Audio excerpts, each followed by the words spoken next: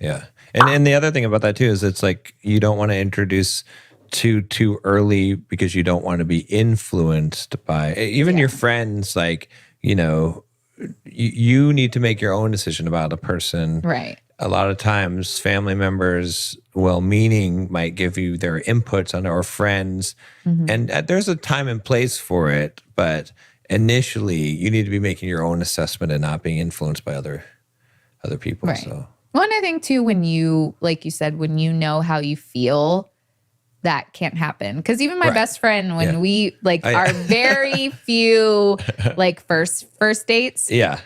When she definitely didn't know you and I barely knew you, she was like, I don't know about this guy sort of thing, which is like, she's trying to be a good friend. She's trying to look out for me. Yeah. But she was kind of right knew, though, like in a little That's true. So there was some hidden. She had the intuition. Some red flags. But, I was like, no, I had a really good time. I think that he's a good guy and here we are. But, I'm saying that she wasn't being malicious. No. But she didn't know you. I barely knew you. So I couldn't even fully back you up because we had been on 3 dates. Right. I was just going based on what I knew from those 3 dates and was like, he seems like genuine and, those things. But you could have been influenced by it. Some people would be if it would be anybody, it'd be her because she was my go-to girl and still is. But, but I still knew, right? And I still overpowered what she was saying with what I knew to be true. Right. And that's why what you're saying is so right, that you have to know, you have to be firm in what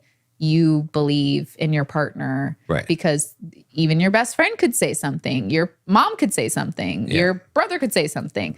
You don't know what's going to happen. And I'm not even saying that because sometimes your closest friends and your family are trying to protect you. Yeah. Yeah. So it's you can't not listen to what they're saying. You should still listen to their concerns.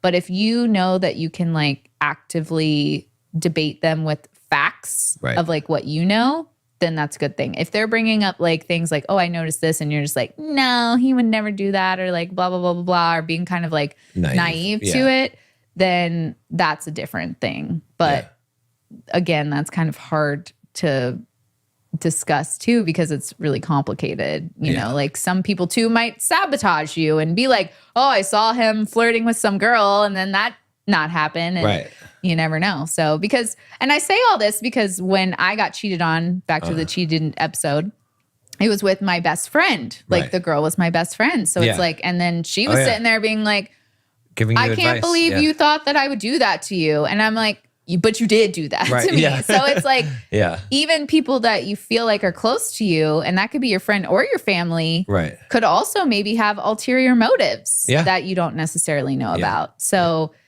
it's really complicated. Yeah. Yeah. And then I guess, talking about the whole interactions is, how should you interact with, especially if you have, maybe we could talk about some of the common issues that are faced, right? So for men, certainly a lot of men are mama's boys, and they continue to be when they get in a relationship with a woman or get married. And the problem with that is that, look, as a man, you have to put your wife first.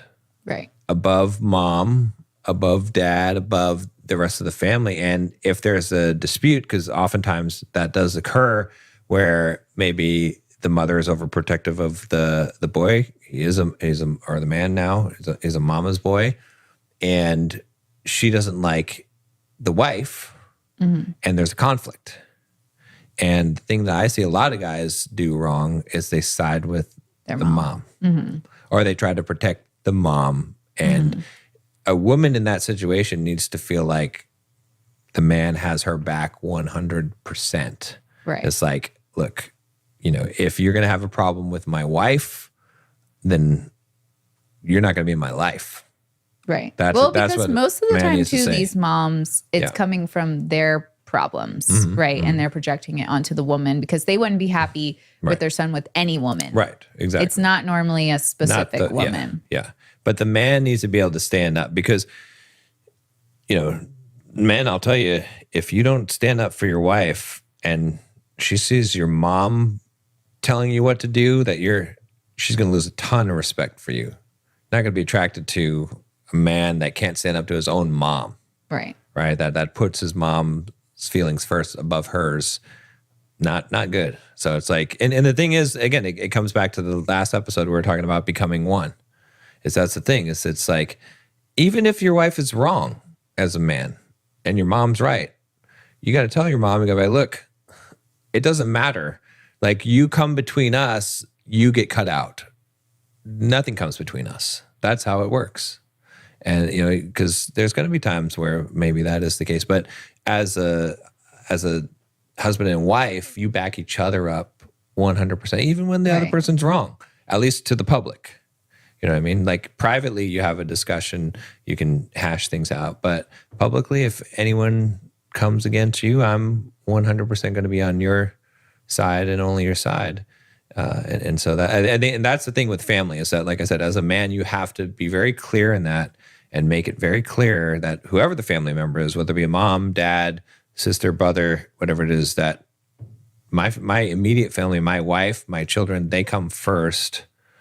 And you guys, you have to get along with my choice. Otherwise we're not gonna, and most families are supportive, and they should be of the choice that, even if they don't disagree, even if they disagree with the choice, they need to be supportive of the choice and allow you to make your decision and be respectful and courteous, because it is, and I think a lot of guys, they get bent out of shape about that, and they're like, oh no, it's like, she doesn't like my family, or my family doesn't like her, and it kind of goes the other way too. I think if you've got a spouse who doesn't like your family and is mean to your family, that creates a more tough situation, right? Mm-hmm. Because you as the man still have to take responsibility for that, and you're still going to have to ultimately side with your wife.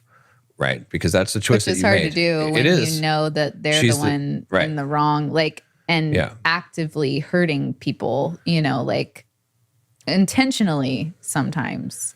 Yeah, but you've ultimately got to. I mean, that's the part of the burden that you bear if you choose to become one. So you have to work those issues out between the two of you, instead of ever putting your wife in a situation where it would be, you taking the side of the family. So, which is tough. It is an extremely tough situation, but yeah, I feel like it's hard too, because women do like men who treat their mothers well, because that does typically indicate that a man will treat her well. Right. And like sisters or any other type of women, in his life. But there are definitely some scenarios where it's just like totally unhealthy, and the mom too is like almost in your relationship sometimes. Like, I guess the closest that I experienced was with the ex that cheated on me, and his mom would be like, make sure he does his homework and all this stuff. I'm like, I don't want to do that. But, she's telling me to tell him, and like, you know, so, and it just, it does put a strain on the relationship too, when it's like that much involved, or like, she's still trying to run his life in your relationship. Yeah. A relationship between two people. Right. Not three people. Right. Well, that's a whole nother episode that we'll have to do on that sort of. Better than